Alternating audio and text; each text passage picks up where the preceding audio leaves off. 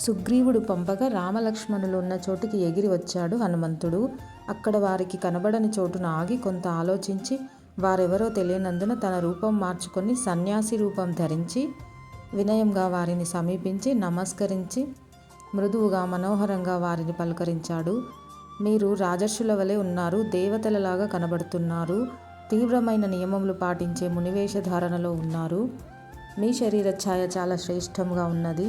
మిమ్మల్ని చూసి ఈ అరణ్యంలోని ప్రాణి సంఘాలు భయపడుతున్నవి. మీరు ఈ ప్రదేశంనకు ఎందుకు వచ్చారు? మీ చూపులు సింహముల వలెనున్నవి. మీరు ధరించిన ధనుస్సులు ఇంద్రధనుస్సుల వలె ఉన్నవి. శత్రు సంహారం గావించు పరాక్రమంతో శ్రేష్టమైన వృషభముల వలె ఉన్నారు. మీ బాహువులు ఏనుగుల తొండముల వలె ఉన్నవి. మంచి కాంతిగల మానవ శ్రేష్ఠులైన మీరు ఎవరు?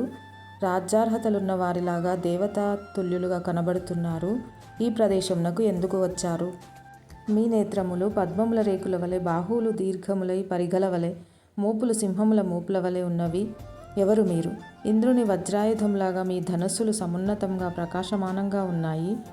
చూడటానికి అందంగా ఉన్న మీ అంబుల పొదులు కూడా ప్రాణములు తీసే భయంకరమైన బాణములతో నిండి ఉన్నవి. మీ ఖడ్గములు కుబుసము విడిచిన మహాసర్పముల వలె ఉన్నవి. నేను ఇంతగా అడుగుతున్నా మీరు బదులు పలకరేమి? అన్నచే వెడలగొట్టబడిన వానరరాజు సుగ్రీవుడు పంపగా నేనొచ్చినాను.